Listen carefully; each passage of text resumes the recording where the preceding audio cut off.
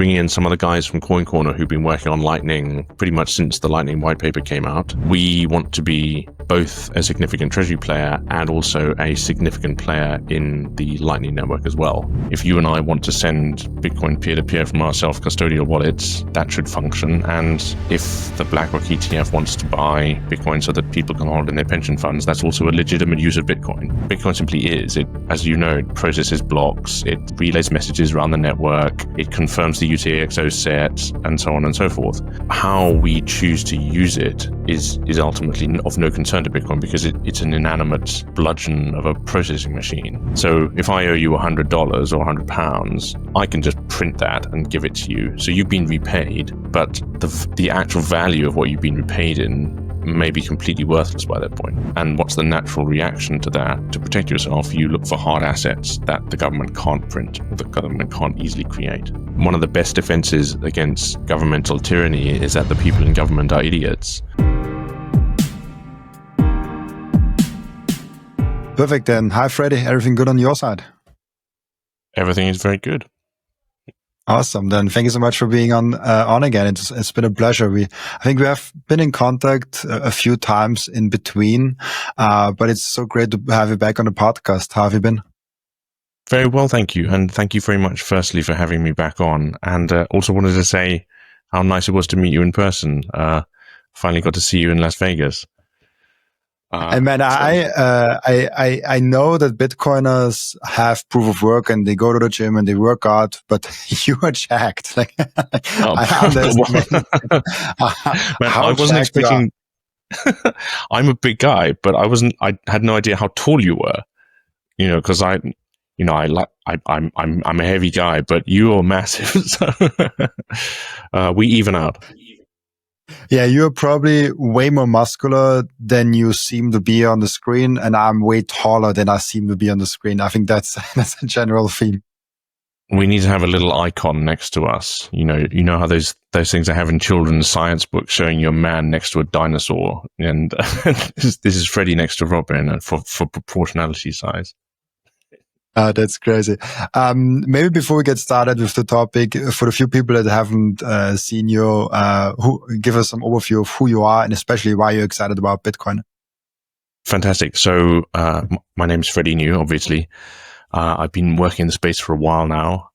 Back in 2023, I and a few other British Bitcoiners came together and we co-founded Bitcoin Policy UK, with aims broadly similar to the much better known BPI in the United States, with a view really to trying to educate politicians, regulators, and also the general public in the UK on Bitcoin and why it's generally a good thing. Why am I excited about Bitcoin? Well, yeah, that's a difficult question, and it kind of depends how long you have. And I think, like most Bitcoiners, it depends how the mood takes me. Today, I'm excited about Bitcoin because I don't know if you've seen the UK bond yields, the 30-year are spiking to levels that haven't been seen since the late 1990s. So today, I'm excited about Bitcoin as a hedge against sovereign debt default. Other days, I'm excited about it because of ease of payment over the Lightning Network or cross-border transfers or censorship-resistant money. But, there are many reasons to be excited about it. Interesting. Bonds is always interesting because I've never really fully looked into this bond topic, and I know it's very discussed in the macroeconomics of Bitcoin. But why are they mattering to Bitcoin, or not mattering, but maybe what is the important context or connection between the bond yields and Bitcoin? That's a super interesting question, actually. That, for me, really goes back to some of the fundamental questions around money and what it is and how it's created and how it's abused and destroyed. So from a Bitcoin perspective, you could probably go as far back as the fantastic book, When Money Dies, which was written about Germany in the 1920s and the 1930s, and Austria too, actually. Austria suffered in the same way. Effectively, you there had debts that were denominated in a currency not of those governments making, which were being demanded as war reparations, probably short-sightedly with the perspective of a century, because it's arguable that the economic collapse in the 1920s precipitated the awful things that happened in the following decade and the 1940s. It's a terrible period of history, and often the monetary aspects of that period are forgotten. So for me, this aspect in relation to Bitcoin probably stems from the financial crisis, which I don't believe most of the Western economies have ever recovered from fully. In very simple terms, what seems to have happened in the financial crisis was that huge amounts of liabilities were effectively transferred from private balance sheets from banks onto government balance sheets, and they've never been dealt with. They've never been paid down. They've only got bigger. And I think we're beginning to see the smell of an unwind of that happening. Obviously, no government whose debts are denominated in a currency that it can print will ever go bankrupt. You just keep printing, keep printing. And what we've seen in Japan is the Bank of Japan is actually the biggest buyer of government debt. So, in other words, the government in Japan is financed by the Bank of Japan creating new money and buying government debt. And it's that already happens to a degree in the sort of the global north of the sort of Western European economies and so on. A parallel for us in the UK would be the Bank of England buying gilts in order to finance the government spending, because no one else wants your bonds. And looking at the market today, it seems that we're getting to a point where people don't really want to lend the UK money. They don't really want its bonds. And why is that? They don't, fundamentally because they don't think it can repay or service the amount of debt that it currently has. So if that debt becomes riskier, the coupon on that debt or the interest payment required for a lender is higher.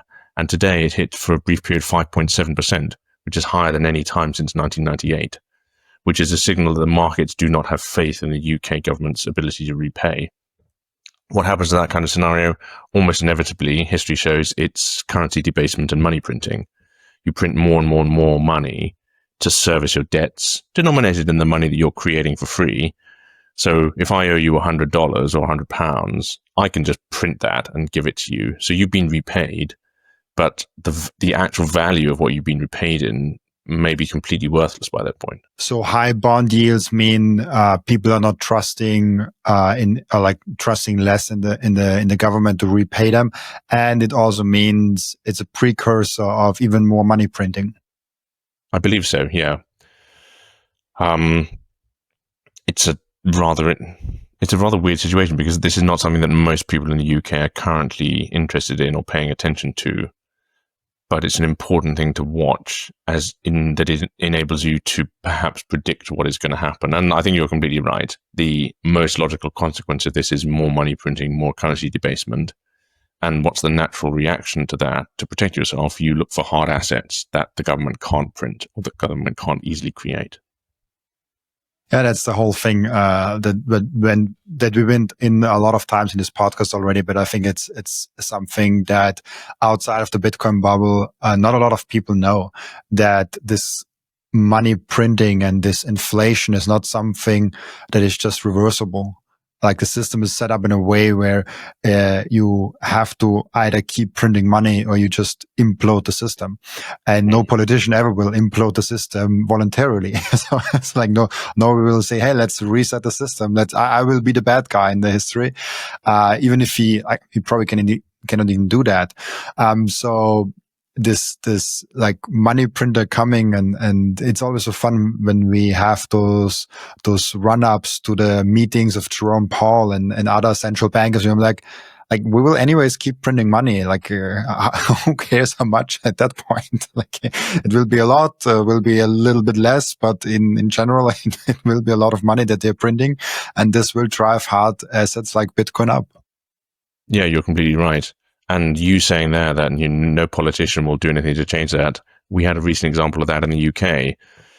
There was a vain attempt before the summer to reduce the amount of spending in the UK. And even though the Labour Party have a significant majority, they were unable to force those spending cuts through. And so they're left in an impossible position if even a powerful government, which in theory can do anything it likes, isn't able to pass those spending cuts in practice. Where does it leave the long-term economy? And frankly, I don't anymore believe there's a political solution to this. I think it ultimately will be a market-driven solution, unfortunately. What is the connection actually between politics and Bitcoin? Because I think 2025 and maybe also 2024 have been the most political Bitcoin has ever been. I mean, obviously with Trump taking the stage, but also in Europe, it's more and more a topic where Bitcoiners want to hear from their politicians what they think on Bitcoin. I've noticed every time we have an election here in Europe or somewhere where I see the election, people actually want to press the politicians like, hey, what is your take on Bitcoin? And politicians, on the other hand, they are more and more forced to answer those questions. They're more saying like, hey, like I need to have some Bitcoin stance. And this is something really interesting because there's like this cypherpunk where we're like, oh, like we build a whole new system and like we are completely independent, which I think is, probably the wrong approach. I think we have to integrate and we have to slowly build up the freedom, and we have to work with TradFi to make this whole Bitcoin thing work. I think we don't want an underground economy of Bitcoin. But that beside, I think it's interesting how the original ethos was peer-to-peer, and now we have that big connection and this big kind of connection. I think connection is the best word that I can come up with between politics and Bitcoin. Yeah, you've covered a lot of ground there. And honestly, I think that it's important to remember that many things can be true at the same time. So if we think of the cash economy, for example, or fiat currency at its most basic, you and I can go to a bar and I can still spend, probably $20 on 2 drinks now with inflation, and I can pay with a $20 bill. And that's between me and the bar, or if you want to pay me for your drink, you give me £10 and that's done. The very same instrument, the dollar, is used to settle multi-billion-dollar M&A transactions or transfers between central banks, and that is also true. And the important thing for us to realize, I think, is that we each come to Bitcoin from a different perspective. I came to it from my sort of geeky, censorship-resistant, interest in computers side. Some people come to it from, wanting to get ETF exposure. Both of those things are true. They don't affect the properties of the asset. Bitcoin simply is. It, as you know, it processes blocks. It relays messages around the network. It confirms the UTXO set, and so on and so forth. How we choose to use it is ultimately of no concern to Bitcoin, because it's an inanimate bludgeon of a processing machine. And if you and I want to send Bitcoin peer-to-peer from our self-custodial wallets, that should function. And if the BlackRock ETF wants to buy Bitcoin so that people can hold in their pension funds, that's also a legitimate use of Bitcoin. So as long as the protocol remains functional, and for me, fundamentally, the censorship resistance is a key part of that functionality. As long as it remains functional, then it's a bit of a truism to say that all uses of Bitcoin are legitimate uses. But I'm generally a sort of a free market capitalist on that front, and I believe you should be free to do what you want with it.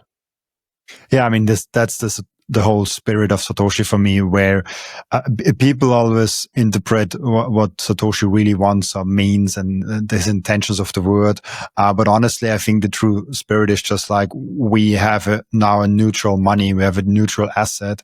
And as said, I think Jeff Booth says it's always the best, as long as Bitcoin stays decentralized and secure, like you can do whatever you want with it. It's your bit. That's the whole thing, that there's no grown party that says, oh, you should not do that with Bitcoin. Don't do wrong with my Bitcoin. Like, you can go ahead and do whatever you want with your Bitcoin. I saw a tweet the other day, which rather tickled me. I can't remember who said it, so I'm sorry I can't credit them, but it was just a beautiful summary. It said, most Bitcoiners are people who don't like being told what to do. I think that's very true. At least for me, it's very true. But so from the spirit, I mean, I have almost now 600 episodes, with now over 500 different guests on my show. And I think it's fair to say that most Bitcoiners, at least the guests on my show, have a big freedom spirit in their soul. If I'm doing, that's really interesting. Actually, I can't think of any Bitcoiners who wouldn't. I'd be interested to maybe we should try and find someone who doesn't have that kind of view. Are there any Bitcoiners? There are communists in the Bitcoin sphere. That was completely new for me. Because I feel like the true spirit of communism is like you control the money, and the true spirit of Bitcoin is like you cannot control the money. So, but I haven't talked with them on a podcast. I only saw some of them on Twitter, and there's like a very small minority, and they're very like I barely see them, but I have interacted with them. I mean, I'm like, that's interesting. Like Bitcoin is so many people in Bitcoin. There's a guy for everyone. Yeah, it would be really interesting to get a communist Bitcoiner on your show. I mean, probably the closest one I know would be Yanis Varoufakis, and he's not a Bitcoiner. But in his first book, sorry, not his first book, the first one I read, I think it's Letters to My Daughter, Conversations with My Daughter. He writes quite favorably about Bitcoin for quite a long time. But then he concludes by saying, obviously, this can't work because the government needs to control the money supply. So that's, like you say, that's his key kicker as a communist. But and I think since he's come out as much more vociferously anti-Bitcoin, so I think his communist tendencies have pushed him away from it. But he for like 4 or 5 pages, he wrote some quite good stuff about it, which was interesting, I thought. Yeah, it also depends on how you interpret communism. So like if you take it at face value, you can't really be also understand Bitcoin and be fully in favor of Bitcoin. It's like for me hard, but I'm also not a communist expert by any means. No, it's just interesting. It's just interesting to see those differences. Let's talk about Bitcoin in the UK, because I think a lot of people. I mean, politics in the UK is in general interesting. But how has Bitcoin in the UK, as we talked also last time, developed over? I think. When have you been on? 6 months, 8 months, 9 months ago, something like that, maybe a year even. So it has been a while. What has been up in Bitcoin in the UK? So probably a few developments. We should maybe talk about CARF, the Crypto Asset Reporting Framework. A bit of good news. The all-party parliamentary group on cryptocurrency is being reformed. One of the co-chairs is a man called Ed Vaizey, Lord Vaizey. I gave evidence to him in Parliament just before that all-party parliamentary group was reconstituted. And he was the first politician I've spoken to who really seemed to understand the difference between Bitcoin and other cryptos in the context of different risk profiles. So the evidence session was around the treatment of crypto assets by the FCA. Your listeners will probably be familiar with the FCA. It's our broad equivalent of the regulatory bodies in the US, the SEC and the CFTC and so on. So the FCA regulates financial markets and regulated financial activity in the UK. One of the big sticking blocks over here has been that they have categorized Bitcoin as a restricted mass market investment, along with all other cryptos. So everything from a meme coin on Solana to an NFT to Bitcoin itself, the FCA put them all in the same bucket. And our evidence to Parliament was that this is completely ridiculous. Yes, all of these things run on computers and they all use code, but they are as different as, I know, streaming a movie is from writing an email or working on a spreadsheet.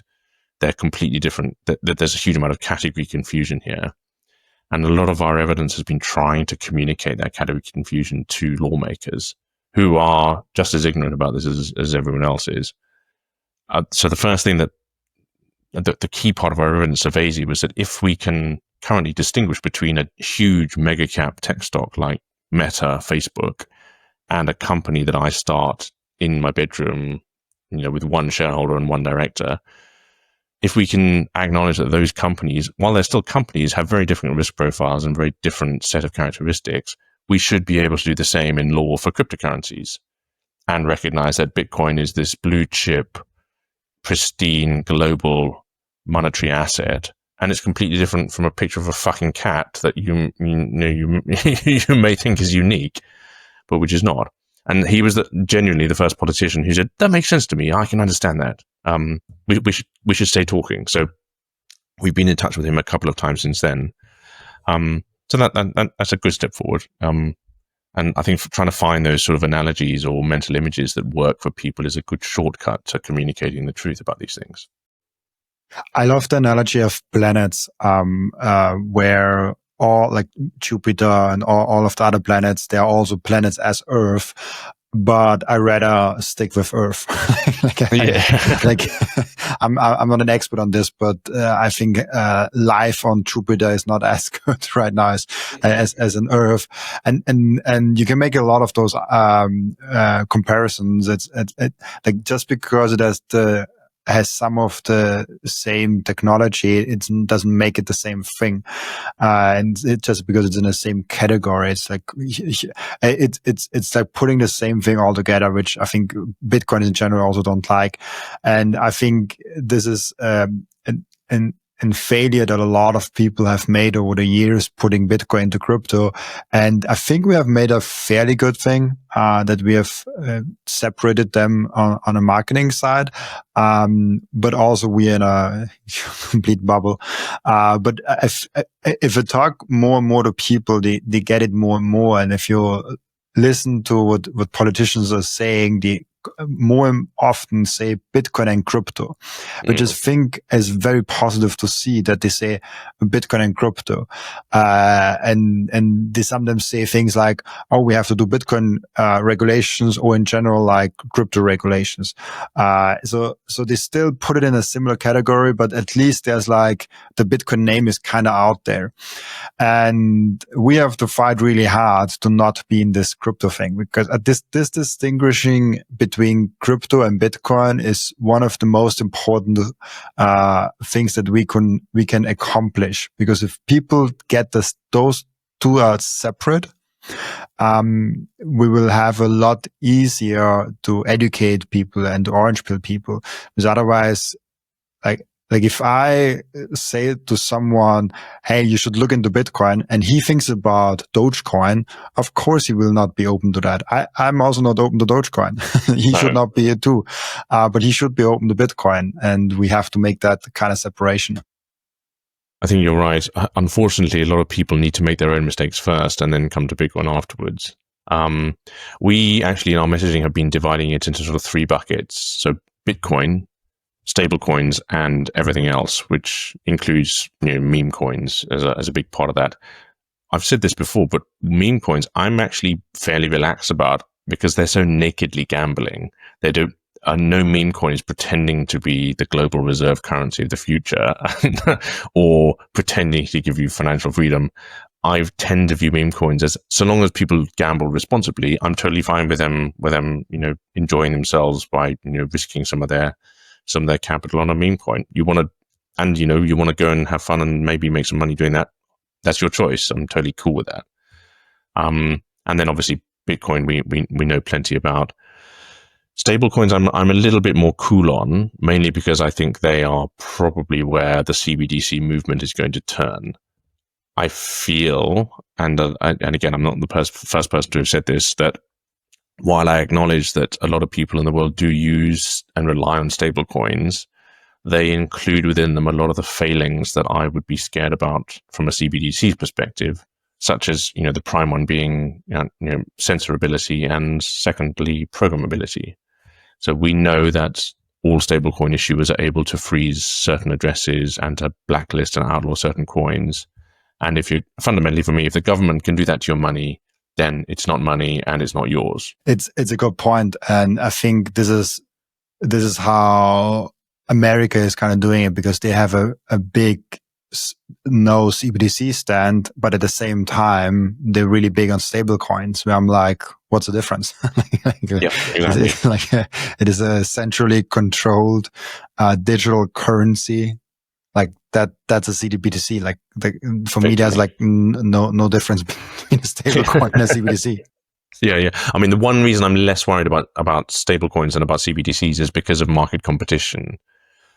So and this, I think, is similar to the old Eurodollar market. So if you will know this, but if your listeners haven't come across the Eurodollar market, it kind of evolved in the 70s and 80s, and it was a system whereby non-US domiciled banks and lending institutions were able to make loans denominated in US dollars.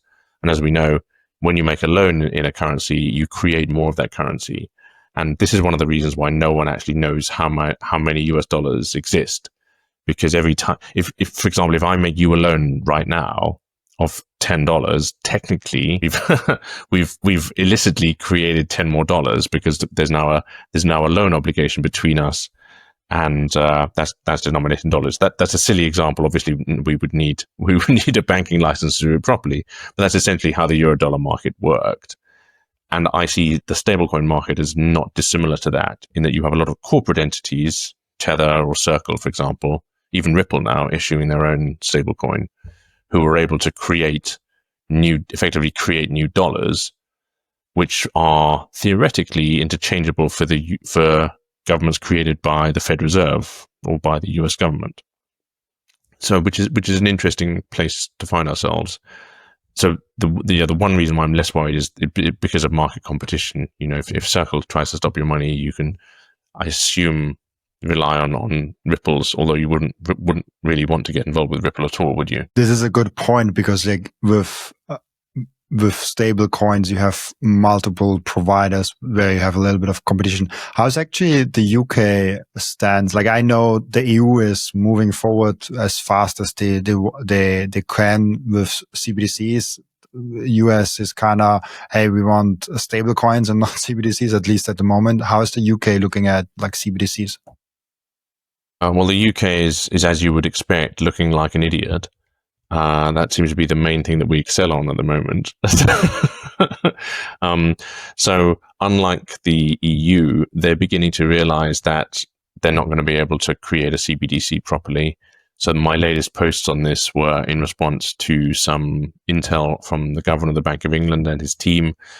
The governor he says openly, he doesn't see the use case for a CBDC. And while the Bank of England is still in consultation, they don't seem very keen on it. Secondly, it doesn't seem to be that anyone within the team knows or understands how they would make it work. And they know there's huge public opposition to it in the UK. It's really, really unpopular policy. On top of that, it's not something that the Labour Party ever mentioned in their manifesto when they were coming to government. So it's nothing they promised to do when they came to power. So I think it's very unlikely we'd see legislation to create one before 2029. And hopefully that will be the point at which a government who is violently opposed to the idea of CBDCs would come in. So, and then on stablecoins, honestly, the UK doesn't know what it's doing. There's been various stablecoin consultations over the years. I think I took part in my first one maybe in 2021, possibly 22. So we've got two problems there. Firstly, they don't know how to create a stablecoin, and we don't have a sensible tech firm in the UK that could currently do that. And secondly, no one wants the British pound anyway, as can be seen from the markets today. It's been the worst day for the pound in 4 or 5 years, I think. This is my biggest hope for CBDCs, that governments will take ages to actually implement anything, and it will be so bad implemented as most government software that's why I also think that CBDCs is probably with stablecoins the best way, because this is already working. Like those software rails are already working. You just have to capture the people that's working there and nationalize it. But developing a whole new central bank digital currency, whole new digital euro, pound, US dollar, that's a whole new game. Like you really have to develop something there and bring it to the market and make it good for the people, because like it will be hacked and all of that. So this is a hard part where I just hope it takes forever. So Bitcoin can take over before they even do anything.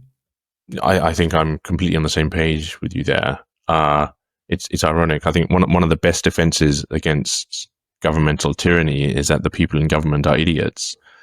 So we just got to rely on their continual idiocy and not on our own efforts, it seems. But we have to print that. No government IT project has ever worked. and we've got examples of other CBDCs in the world already. The Sands dollar in the Caribbean, which was used in Bahamas from memory, that went offline for about 3 months. How can you have a money that just stops working for like 90 days at a time? It's just idiotic. Yeah, there was the eNaira also that was completely failed, I believe. I think eNaira was it.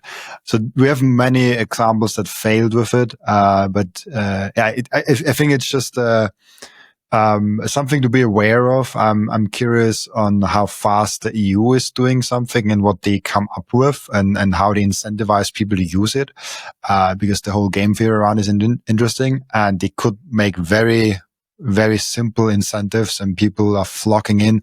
I always remember, I don't even know how it's called anymore. You remember this iMeme coin, where people could scan their eyes and then they get some coin. Yeah, WorldCoin. Yeah. And I mean, it's not a meme coin. I think that's wrong to say. But people were standing in line to scan their iris. And I was like, this is all it takes for people to adopt something like they're just flocking in there. So yeah, it will be interesting to see, how they come up with something, that is good. And yeah, but it's a good thing that, countries and governments aren't as good in developing this software. But it also seems that at the same time, they are not developing a lot for CBDCs. They're doing even less good for Bitcoin in the UK, it seems. Unfortunately, yeah. So I mentioned just before we started chatting, a lot of our work at BP UK this year has been politics focused. So we did a lot of research last year. This year, we're doing a lot more outreach. So one of our volunteers has been working with, actually, this has been a sort of cross-team effort. In the UK, much as in the US, it's quite common to write to your local representative, to write to your member of parliament, and they're duty bound to write back to you with, a yay or a nay, but they have to correspond with you. Obviously, people are time poor. A lot of people don't want to spend time composing a letter or something. So our big project for this year was to draft sample letters on a bunch of different topics. And those include things like pushing back against CBDCs, against debanking for Bitcoiners, against the FCA miscategorization of Bitcoin, for example. So we've carefully prepared template letters for, 3 or 4 different topics. And then one of our volunteers built a very easy to use app. I'll email to you after the session. And that app lets you put in your name and postcode, and it automatically finds your MP, and it will then open your mail app and let you, with 2 or 3 clicks, choose which letter you want to send, and that goes to your MP immediately. So you can literally send 4 letters in the space of a minute to your MP on these 4 different topics. Anyone in the whole country can use it. And we really want to push that out as much as we can over the next few months, because, as I mentioned earlier, we're going to the conference, Labour Party conference. But yeah, we wanted to make it as easy as possible for people to really let MPs know how many of us there are. Is the app the project that you were talking about before? No, that's something else actually. That's outside BP UK. But I'm happy to move on to that now if you want to chat about that. Oh yeah, let's jump into that. Yeah, yeah. So I'm sorry I had to be so cloak and dagger about that, and I think this interview is going to go out after what we've been working on is public. So you may have seen I announced a short while ago I resigned from my previous job, and I was going to take up a position with Coin Corner. Now, as it happens, during my transition discussions, it turned out that Coin Corner were working on a completely new project, and they wanted me to head that up. So once I'd heard what it was, I was pretty excited to do so. It's a new company that we're hoping to list on the Aquis Stock Exchange in London. The company's called HODL, HODL, obviously, but I don't need to tell Bitcoiners that. And the idea is that we're launching as both a Bitcoin treasury and a Bitcoin services company at the same time. So the key business model for us is we want to raise as much money as we can to acquire as much Bitcoin as possible, but then to use that immediately in building out the Lightning Network. So a Bitcoin Treasury company with a bit of a twist, I suppose. The team we put together, we're bringing in some of the guys from Coin Corner who've been working on Lightning pretty much since the Lightning white paper came out. They've got a 5-year-old node that we're going to have access to immediately on day one. And it's one of the top ranked nodes on the planet. It's in the top 100 out of 14,000. And so we've got a very simple business model. It's raise cash, buy Bitcoin, and then use that immediately in building out our node network. We want to be both a significant treasury player and also a significant player in the Lightning Network as well. And we, on our model, we believe will easily generate sufficient revenue effectively to be profitable given our relatively low running costs. So I had been watching treasury companies from the sidelines for a while.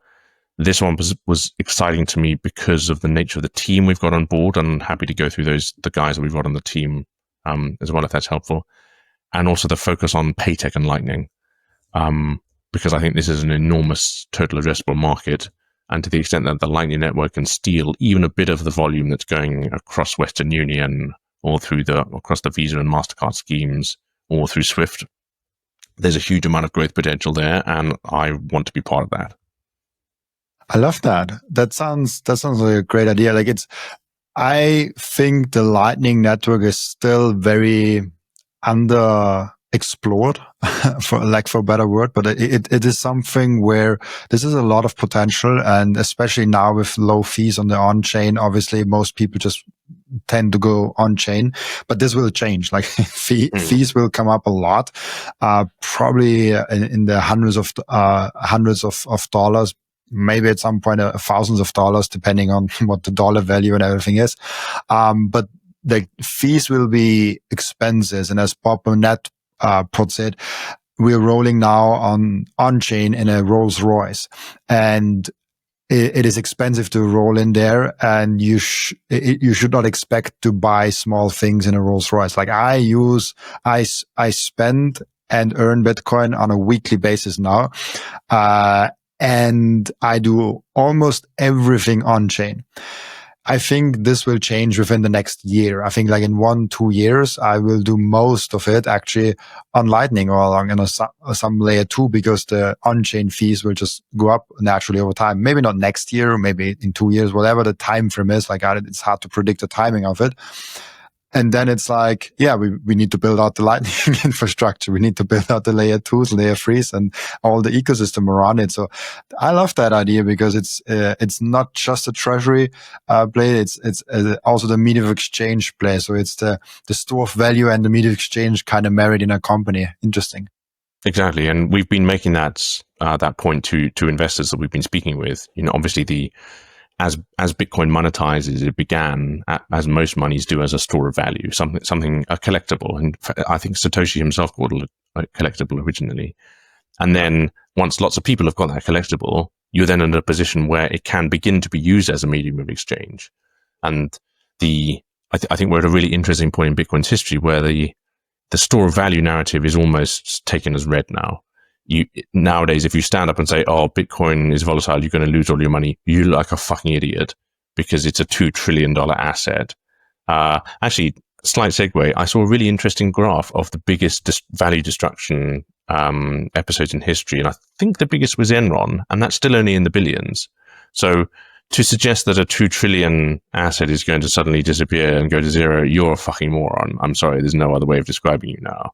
So, but the Lightning Network is just a baby still. And it's really interesting to hear you say, actually, that you use on-chain, because I almost never use on-chain. I'm always Lightning or eCash. But those offer small payments that I tend to make. So if we can scale the Lightning Network to be able to handle, intercompany balance transfers and things like that, so that without thinking, you can send tens, hundreds of millions to settle a very large transaction, that will be exciting. So what I do is, I do for all my business transactions, which means paying freelancers that accept Bitcoin, or the sponsorships and partnerships that I do. That's all paid in Bitcoin. Literally every one of my sponsors now, I completely changed them over to Bitcoin payments. Like I don't get any fiat from any companies that I interact with, outside of YouTube and things where like my leverage is not as good. So I still have some fiat income right now. But like most of it is already in Bitcoin. And when it's in the high hundreds or maybe even, in the few thousands, you pay 50 cents or maybe €1 in on-chain fees, maybe €1.50.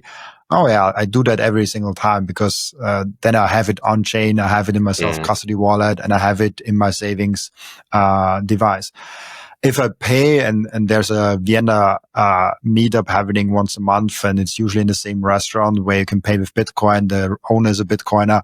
There I pay always with Lightning because I don't pay $1,000 for this burger. I pay like $10, like $15 for this burger. And then I do it with Lightning, because if you have a $15 transaction and you have a $1 or $2 transaction fee, that's a lot. But if you get like $2,000 or $3,000 in income from a different country, maybe even, and you pay like a 70 cents or $1 fee, that's okay. That's nothing. I paid my editor Pablo. He sometimes gets it in Bitcoin, sometimes in dollars. And when we do it in dollars, it costs me like $10-15 and him like $10-15. Because he's in Colombia and I'm in Austria. So that's super, super inconvenient. If you do it in Bitcoin, it's just 70 cents. So like for me, Bitcoin is already so much cheaper. But when it comes slower, and I think those thresholds will come down. That was my point from earlier. It's like, if the transaction fee all of a sudden is like $100, I don't transact $1,000 on Bitcoin, the main chain. But if I have $100,000 and want to transact it, and the transaction fee is $100, then it makes sense again. So this is like the average transaction on Bitcoin that on chain will just go up over time, and also the one on Lightning. I think that's just a natural progression, and I think we have to prepare for that future. Exactly, and that's really what we want to do. And actually, if you track back to that famous post by Hal Finney about Bitcoin banks, he was imagining exactly this future. He's got a great quote in there that in the future, Bitcoin transactions will be as rare as Bitcoin transactions are today in 2010. And he was imagining a scenario where you have very, very big final settlement done on chain. But in his example, he imagined Bitcoin banks, which would issue their own eCash backed by Bitcoin. And so you would have fast transaction speed and then slow settlement speed, in very a similar manner to what we have today with the way that the current banking system works. And again, that's what we've been using in our discussions with publicly at the moment on with investors on HODL. The main chain as the settlement layer, and then Lightning, and those other protocols that will interact with Lightning, like Arc or like the Cashew protocol. Those are the payment and the transaction layers. And yes, as you say, we're preparing for a future when on-chain fees are enormous, but we still need to transact at the speed of light. I do love the watches from Coin Vigilante, but today I have a very special message, not from me, but from the CEO himself, Carlos from Coin Vigilante. Let's hear him. To all the Robin Seyr podcast community, I'm Carlos Estrada from Coin Vigilante, and we're sponsors of the show, and we're going to give you a very special discount exclusive to you. 10% off your order at coinvigilante.com when you use Robin at checkout. We have really nice watches that you guys can buy right now for 10%. This is a transparency edition, beautiful watch. These watches are worn in over 55 countries and counting. This discount is just for you, exclusive to the Robin Seyr podcast. We have limited editions, we have limited productions. These watches come in very nice packaging, boxing material, and they are collector's item for Bitcoiners only. Enjoy the discount. Thanks for supporting the show and Coin Vigilante. I finally and officially mine Bitcoin. This is is not just something to stack more Satoshis, but it's most importantly also to support the network. Individual miners are the ones that keep the Bitcoin network decentralized. And by the way, you get KYC-free Bitcoin. That's why I use simplemining. I get an actual proper Bitcoin miner. They set it up for me. They repair it if it breaks down. And most importantly, they let me choose the pool and even connect my own full node. I'm completely sovereign and I'm completely in control, and I can sign up with Ocean, no account needed. I just give them a Bitcoin address and then there's mining going on. No KYC, nothing. So if you're ready to mine Bitcoin, go to simplemining.io, tell them you come from Robin, and let's mine Bitcoin together. The most important thing for your Bitcoin journey is not buying Bitcoin, but it's how to keep them. And yes, you have maybe the right tools, but how do you actually go ahead and stick it all together so it's the most secure for you personally? Self-custody is a deeply personalized journey, and the Bitcoin way is helping you exactly finding that correct setup for you personally. They are also helping you with securing your own cybersecurity. And if you want to go one step above all that, you can even get a consultation for a Plan B residency. Go to thebitcoinway.com/Robin and you will get a 30-minute free consultation. I want to tell you about something very special to me. It's called Microseed. If you hold your Bitcoin in self-custody, and you should, you know how critical it is to secure your seed phrase. You should not have them on paper. You should not have them on anything else than titanium. With Microseed, you can engrave your 12 or 24 word seed phrase, the entire seed phrase, onto a 1-inch small washer. Yes, just one washer. All 24 words on that one washer. You can hide that thing everywhere. And even better, you don't need to buy a new kit every time you have to get a new wallet. You can make unlimited backups because Microseed is not selling the washer. Microseed is selling the device that stamps the washer. So you get the full kit with the device, with the washers, with the hammer, with everything you need to get started today. And you can make with that unlimited amount of backups. Go now to microseed.io. Again, that's microseed.io to get your last backup tool you ever need. And when you say the things will be redistributed to Lightning, meaning the company will actually develop Lightning companies, or like will take a stake in Lightning companies, or like how does this work? That's a good question. I can't answer that completely yet because some of that is down to plans that we have in the pipeline.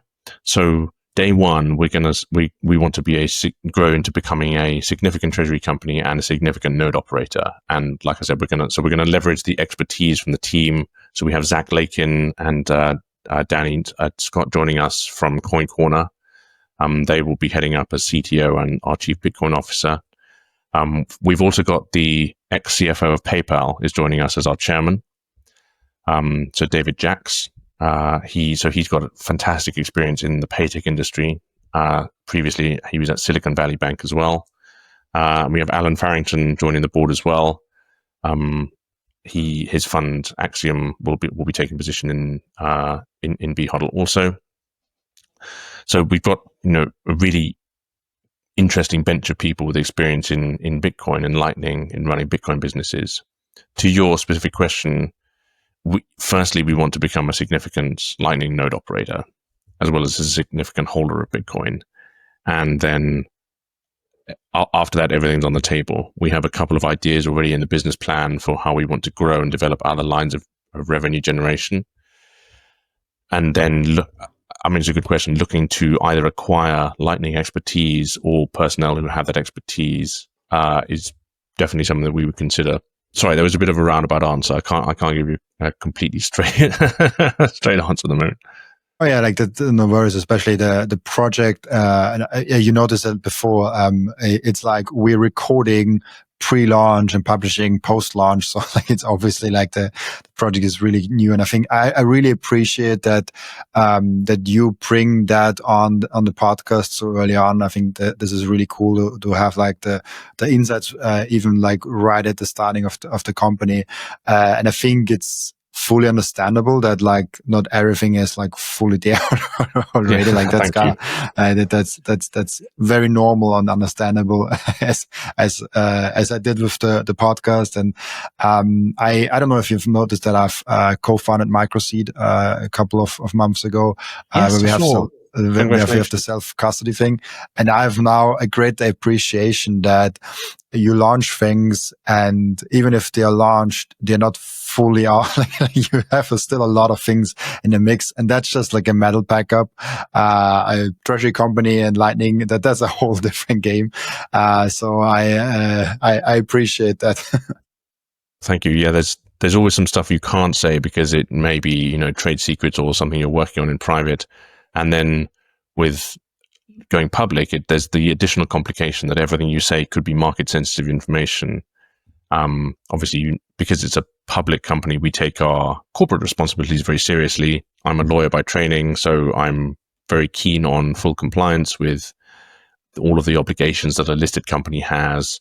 And again, if people aren't familiar with this, there are much higher standards of disclosure, transparency, behavior of directors, how inside information is treated, and so on. And the basic principle is that everyone in the market should get information about the company at the same time. So you can't, you know, call a friend and warn him about your financial results and tell him to sell a stock, for example. That's very obviously insider trading. And that's not just a civil offense, it's also a criminal offense as well.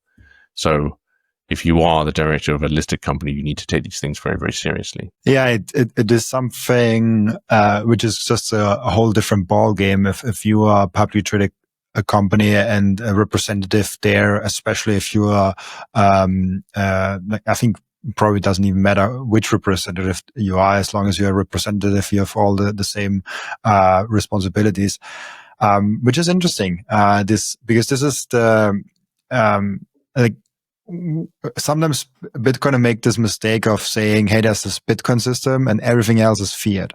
And I do think there's a value in having a public traded market where you can invest in companies that are just public and you don't have to be part of like a private round or anything like that. So I do like that part.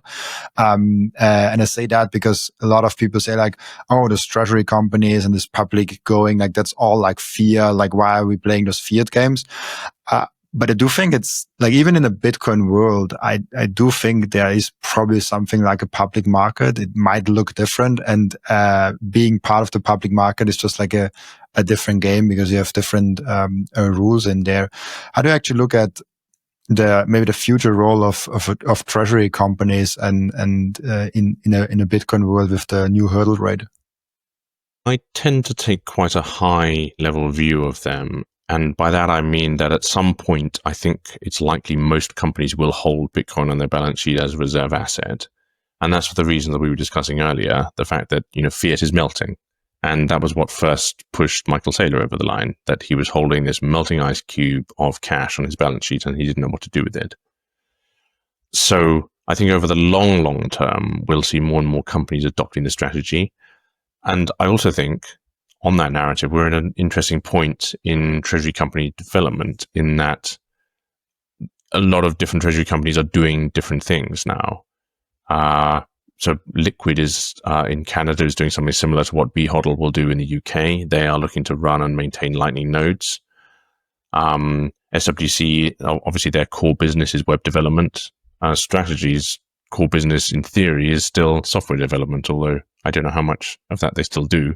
Metaplanet, it would be really funny if Metaplanet now actually went and bought more hotels, given that they have the one. But I'm aware of some other businesses coming to market in the UK, which, again, I can't disclose publicly, but I know that they have different core business models, but they're operating a treasury strategy as well. So I think that the short answer is that fundamentally, you need to step back and question why. If people are saying the system is fiat, obviously they're right in one sense, but The second question is, why do companies go public at all? Why do you have a share capital? And why do you have equity capital markets at all? And the answer to that's probably, I'd split into two. So why do you have a company? Company is a really interesting legal creation. Ultimately, not to blow my own trumpet, but a British invention. Again, back when we could still invent things, it's a long time ago. And the idea the idea of a company comes from Britain. I'm fairly sure it's English law. Fact check me, but that was my understanding. The fundamental idea is that if you want to set up a business, you're taking on a lot of risk when you set up the business, and you may have creditors that will need to be repaid. So the fascinating thing about the company was our English law enabled the creation of a non-human person long before any form of AI or robotics was thought of. So the non-human person was the company, and the company could contract with other humans. It could take on liabilities, but its liability was limited.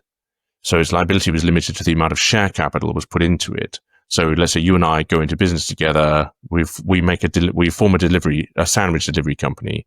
We put £100 of share capital in. Then we go and we sign deals with a lot of sandwich shops. And then ultimately we can't deliver on those promises or those contracts. The business fails, and we owe money to all of those sandwich shops that we failed to supply. They would sue not me and you, but they would sue our company, and all they can sue it for is up to the 200 of share capital. So that's a simplistic model of how useful the company is for entrepreneurs and for those creating businesses. It enables you to thoughtfully to take risks, but not expose your own personal assets to the risk of recovery. Because in our example, if we hadn't had that company in the place, those sandwich shops, they could have come after you and me, and they could have emptied our bank accounts. But because the company liability is limited, and that's what limited means, a limited company or a private limited company, a public limited company, it means the liability is capped. And the bigger your company you want to grow, the more money you'll need to grow to build that investment. And that's why companies go public. So if you and I are going into business together, we're kind of limited by what we can put into the company. But if we can take our company public, then there's a much bigger pool of capital. All of those private and public investors who might want to invest in the company can then put money in. And then you've got it's ultimately a question of scale. You've got a lot more capability to grow if you have access to more money. Yeah, and it's also the limited liability is really interesting because you create a new person that's kind of they can only lose as much as they put in, and there's usually starting capital of I think in Austria you can go as low as $5,000. I don't know how it is working with other countries, but there's usually you can only use that much if you don't blow up something huge. Like if you do, you're still personally liable for other things. But it's interesting that actually comes from that actually comes from Britain. One other thing that I'm interested in, because we are already at 1 hour mark. Oh my God! So that time has disappeared. The time just disappeared, and it just started talking about it. I think. I don't know if I ever covered Bitcoin, running a Bitcoin Lightning node. And I don't know how much technical details you have, because I have barely none. I'm actually getting to start my own small Bitcoin Lightning node just to learn how this is done and how it is actually working out, because I run my own Bitcoin node. I'm I should have a Bitcoin Lightning node, I guess, also. So maybe give the people and the viewers a little bit of a background of what does it even mean to run a Bitcoin Lightning node, because you will have a big one. Excellent. Well, I actually run two at home as well. So I ran one. I know some people get snooty about Umbrel, but it is a nice little piece of software, and you can run that software on a Raspberry Pi 4. So 4 or 5 years ago, actually, I built a Raspberry Pi 4 with my daughters, just as a bit of fun, and we run one of our Bitcoin nodes on that, and I also ran a Lightning node on it. So in order to run one, you firstly need to be running the Bitcoin software itself, Core being the most common implementation, although obviously Knots is gaining popularity at the moment. And then you need to run one or more of the implementations of Lightning. So LND is a common implementation. So when you run a Lightning node, what you're doing is you're creating a payment channel into which a certain amount of Bitcoin is locked. And that's the Bitcoin that you can send back and forth between each other very quickly without writing to the base chain. There are two transactions that are recorded on the base layer, one when you open the channel and one when you close it. And during that period when the channel is open, no other main chain data is recorded. The cool thing, obviously, about the Lightning Network is it's not just a one-to-one network. It's a spider's web. So if you and I open a channel between us with, $100 of Bitcoin in it, and then I open one with my sister, let's say then my sister wants to pay you, but she's not connected to you. She can pay me, and then I can pay you. So the payment will be routed through me. And I, as a routing node, I take a very tiny percentage of that transaction. Now, these percentages are infinitesimal.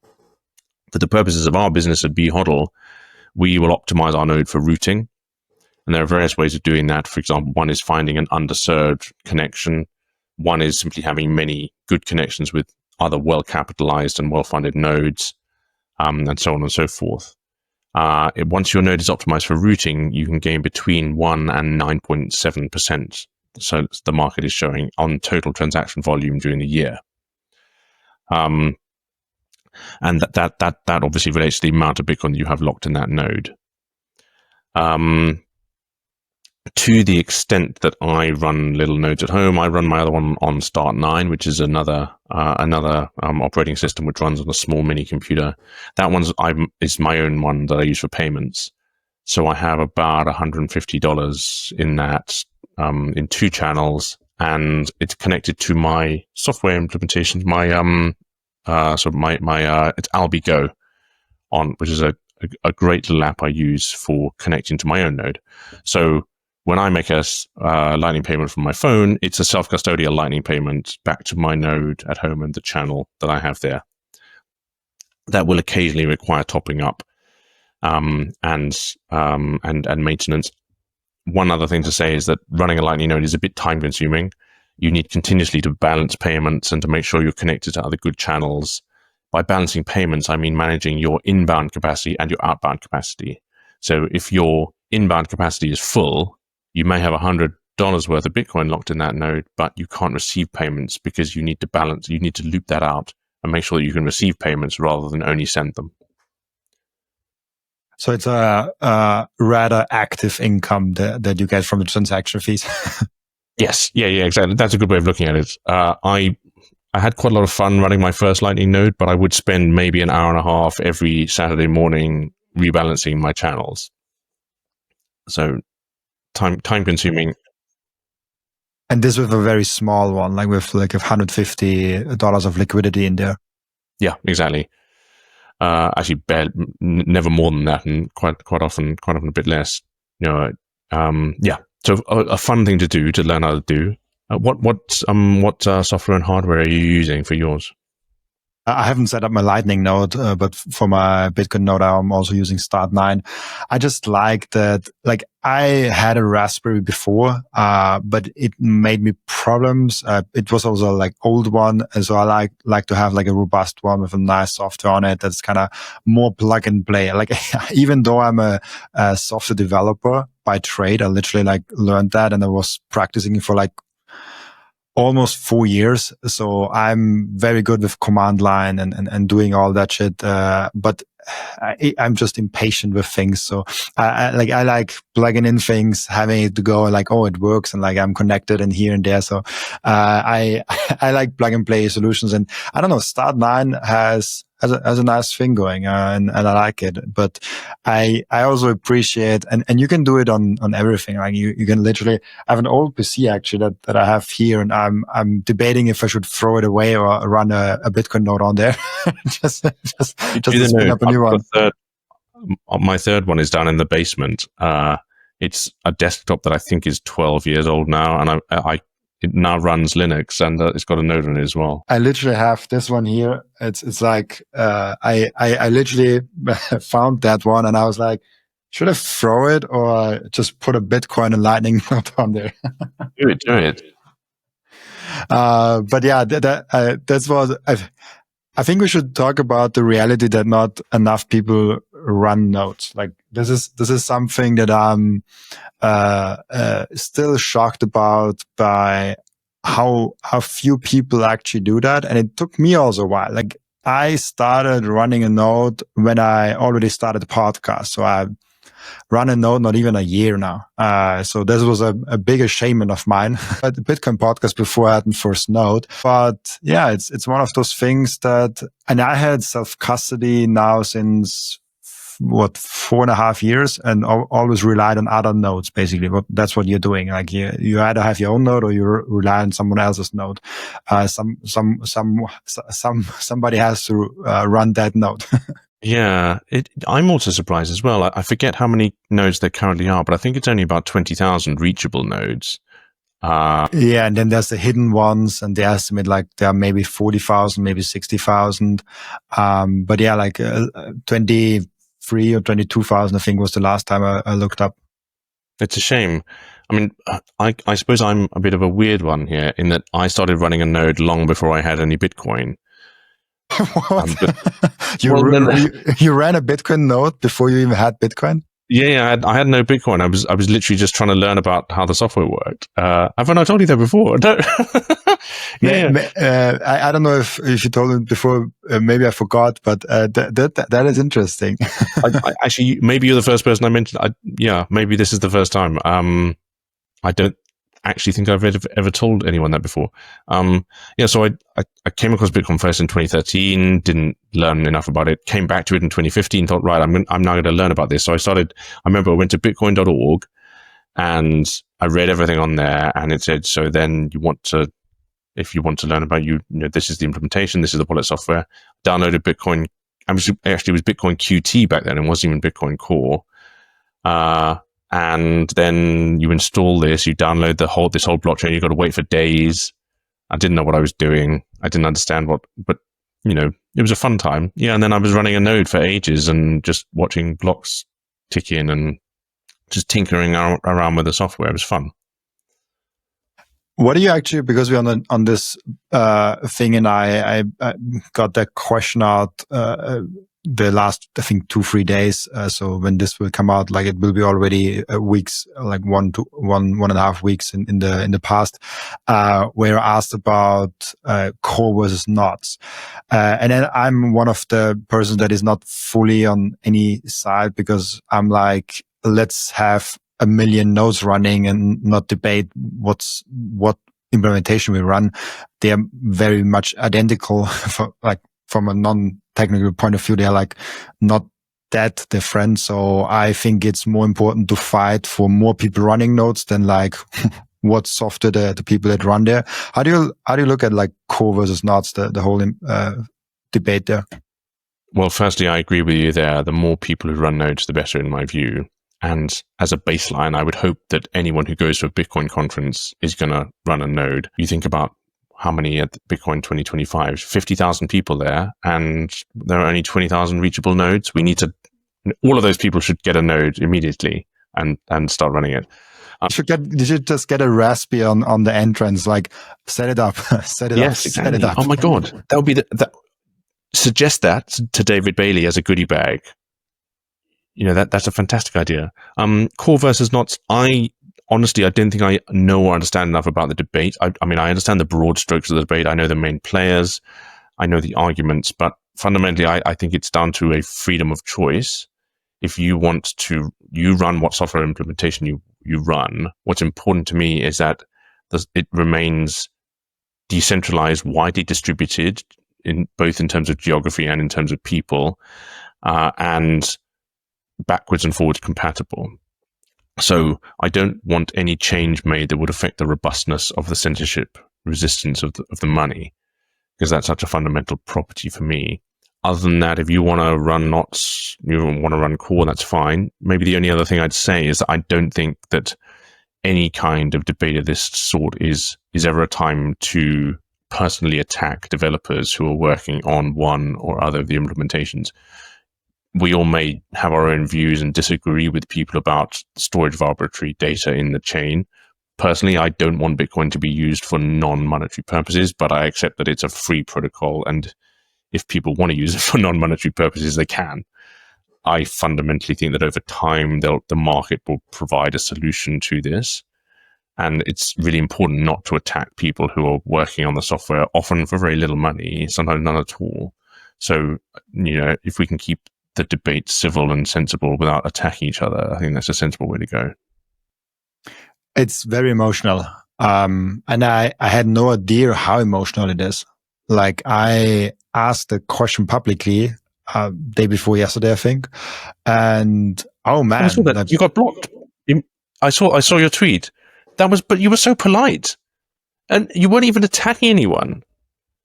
The dude said blocked, reported. Why did he report you?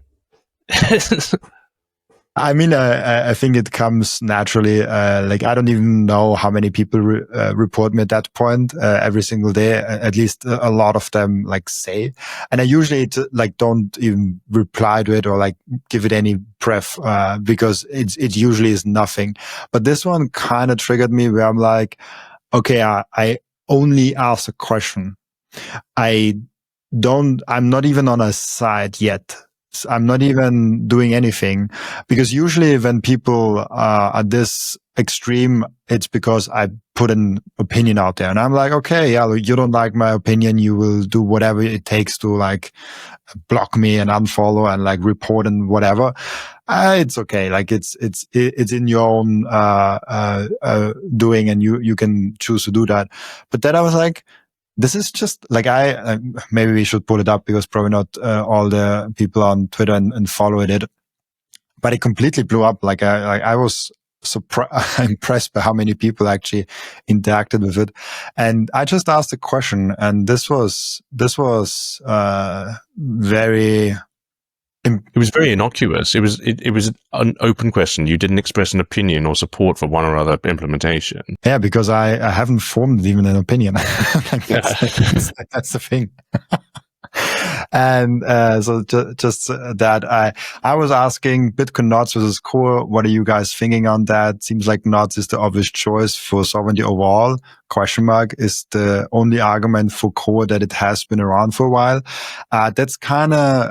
At the time I was tweeting that's kind of the vibe I was getting from all the answers from Croc, because the previous tweet was the hi Croc, if I run my own node, what should I do? And from the people that replied to me, and I was like, that is not that simple. That's why I asked those questions, because I was like, it is probably not that obvious. Otherwise 100% of nodes would run nodes. Not 100% of nodes would run nodes. And that was kind of was like, okay, what are the reasons actually for a thing? And he was just, blocked, muted, unfollowed, reported. And then I made the whole tweet about being kind and respectful and not that. And yeah, I completely blew up 25,000 views for that. And people were so kind and nice. And this is also one thing. At first, I actually thought this was sarcasm. I thought he was joking. He's and then I was like, oh shit, I'm actually blocked. But I think it's just Twitter. Twitter is doing weird things with our brain. Yeah, I do find that very hard to understand. I can understand feeling strongly about things, if it's your football team or something, or Bitcoin versus Fiat. But I think people have lost focus. Other Bitcoiners are not the enemy. We're on the same side here. It's important not to fight each other. At least, and to be fair, this was just one guy. It was not that this was 100 people that did that. This was mostly just one guy that was a little bit cold about it. And I made that tweet, and there's how much is it?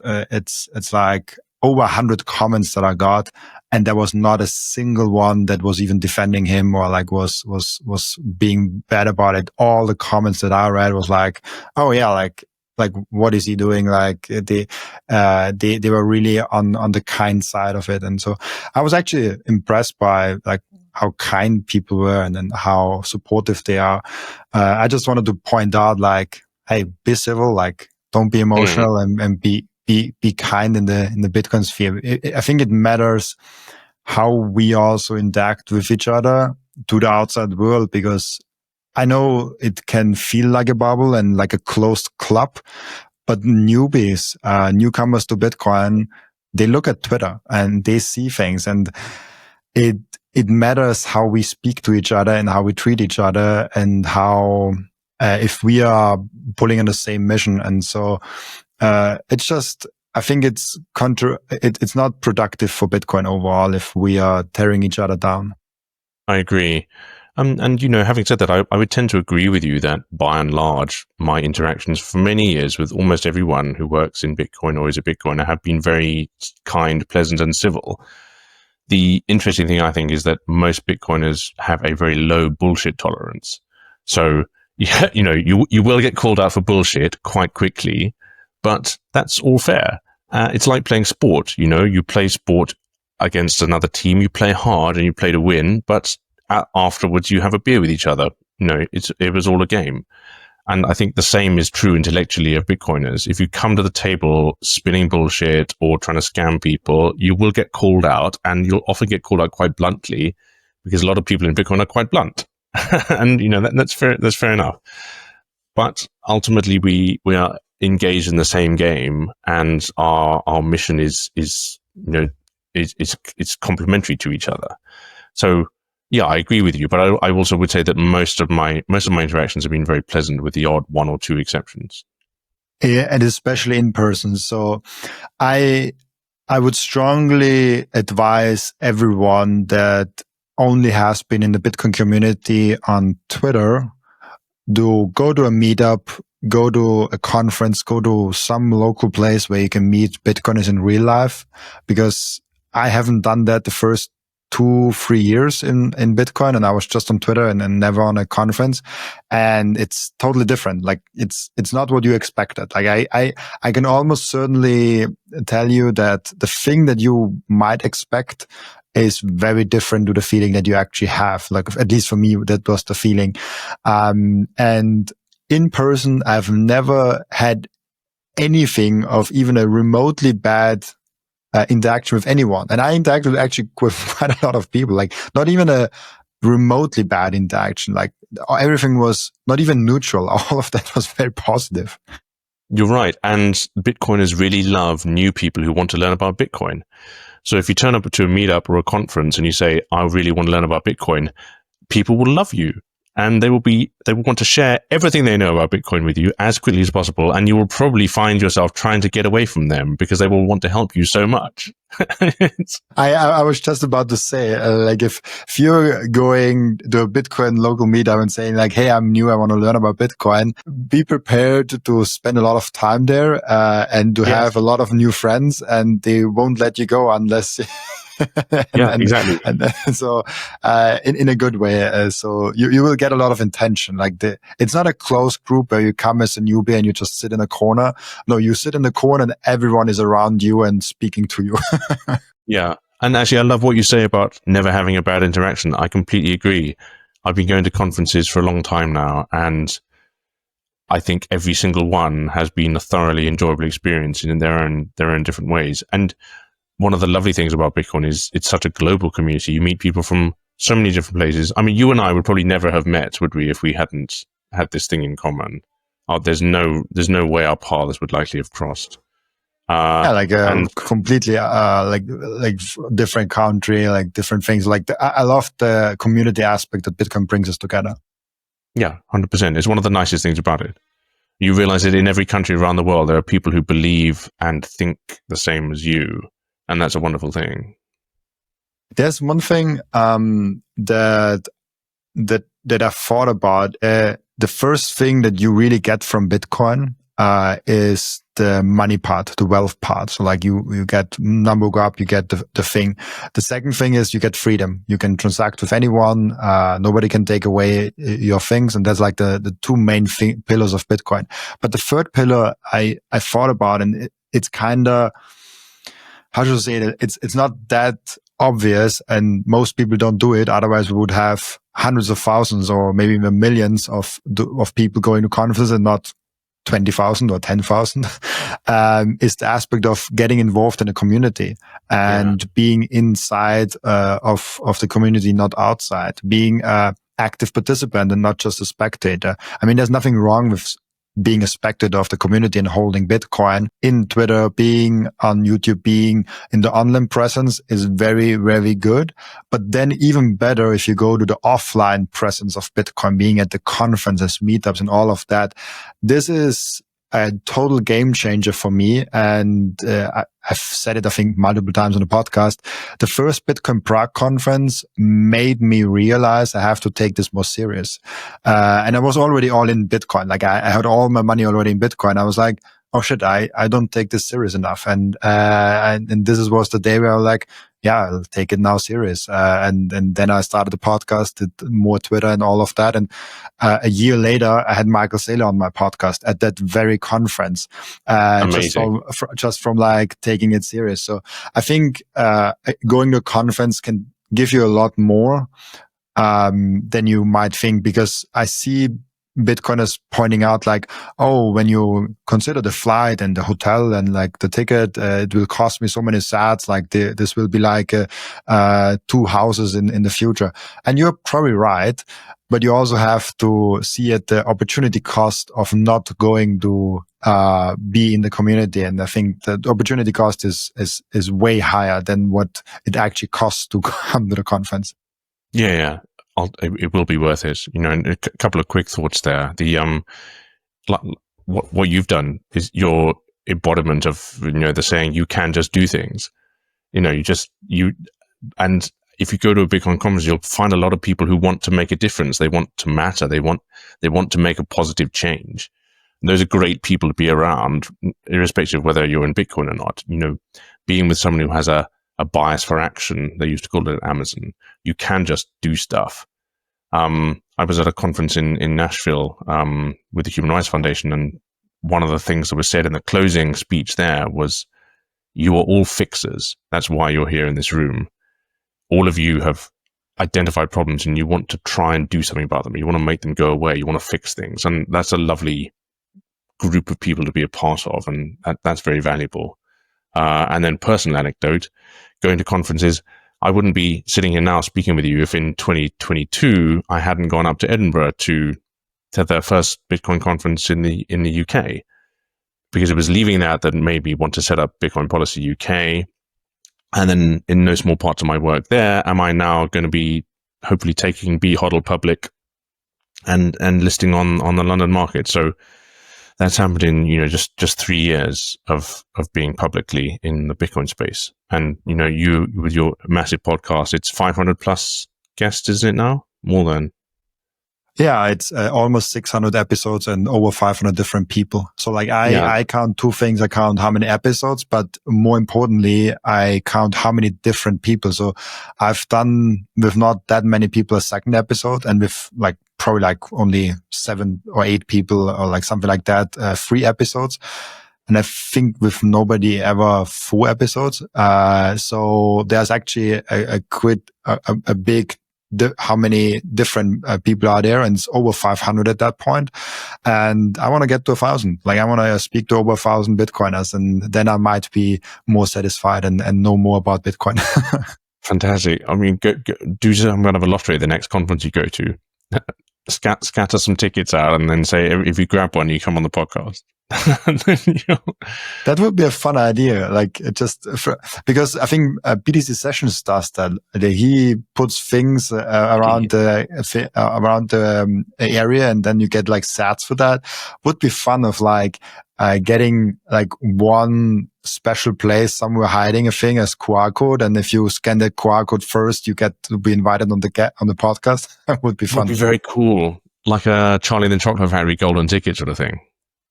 I don't know if being on the podcast is a golden ticket, but it's very nice to be back. I feel privileged to be one of the returning guests as well.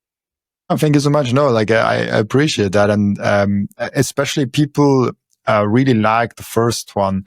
I don't remember because it's like been a while, but I think people really enjoyed the first one, and I always go through because I think it's important as a podcast host to listen to the audience feedback, and there's like direct audience feedback and the indirect audience feedback, and the metadata, the indirect audience feedback is, I think, the most important one, which is how much time per session do people actually spend to watch the podcast.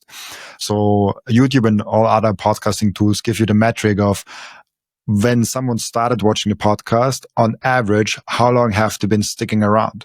And I've noticed that the more interesting I find a guest, the longer usually also people stick around. There's just two things to it, probably just because if I find them interesting, usually the general Bitcoin community might also find him more interesting. And also, if I find him more interesting, I probably am more engaged in the conversation, which also probably plays a factor in that. I remember, I don't know the exact data, but yours did really good, so people were really interested in that. So that's like a meta thing that you can measure really easily. What I don't like, I also see the comments and all of that, but that can be skewed. Like people sometimes say, "Oh, that was such a great episode," and then I see, "Oh, like nobody watched it long." So I don't know, like if it was it really that good if nobody watched it. Maybe we need early on in the podcast, we say there'll be an exciting announcement right at the end, but we're not going to tell you exactly when. You can definitely trick. I definitely do that, but like most people will flick to the end. But I have one question that I asked each and every one of my returning guests, and I'm super excited to ask you that. And the question is, what have you learned outside of Bitcoin since your last appearance? Well, that's a really good question. So I read a really interesting book over the summer called The Geek Way. It was looking at the difference between a lot of the Silicon Valley startup companies and traditional large, slow-moving companies, and thinking about a lot of the things that made those companies well adapted for life in the modern world, as opposed to like a big, slow-moving auto company like GM, for example, or a pharmaceutical company. And a lot of that was down to things that were pioneered sort of by Bezos at Amazon, or the early days of Microsoft and so on.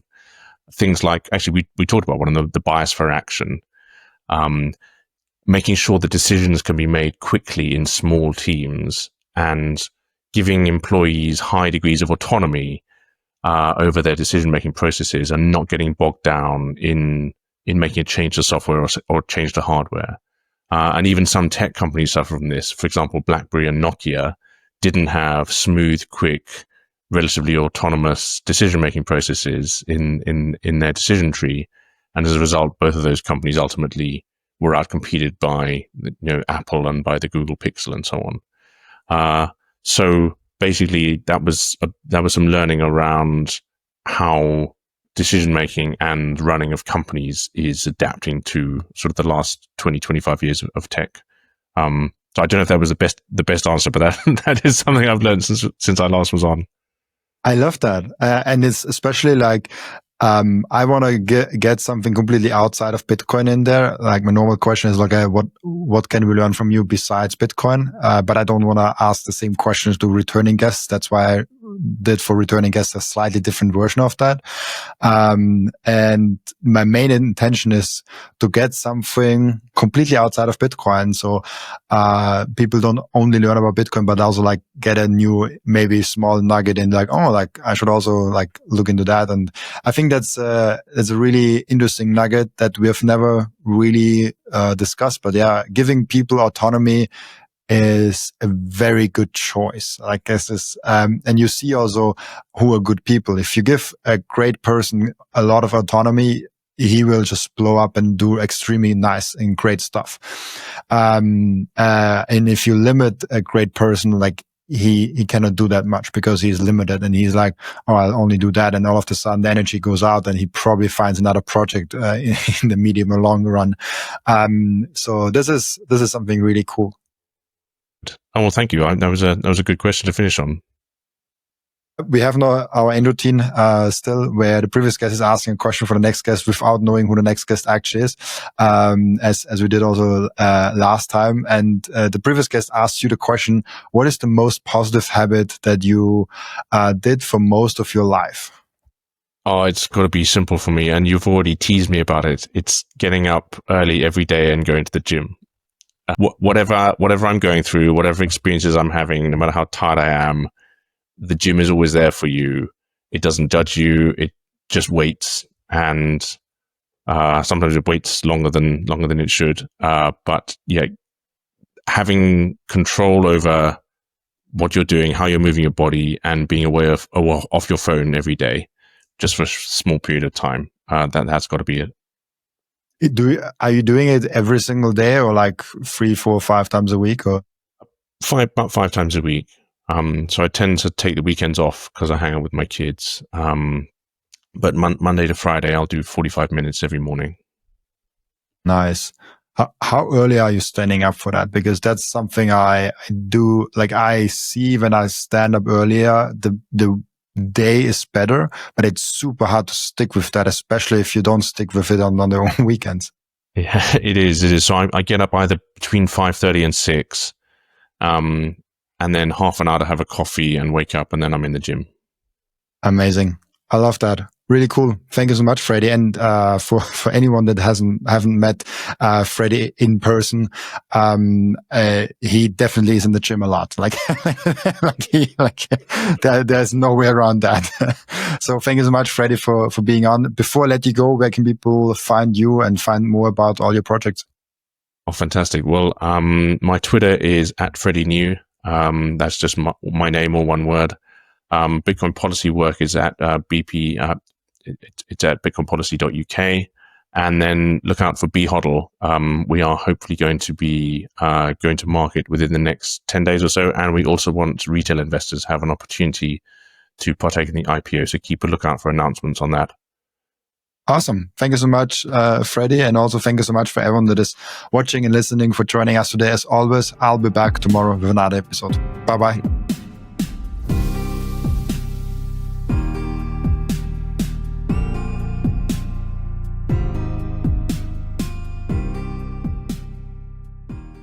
This content is for educational and entertainment purposes only and does not constitute financial advice.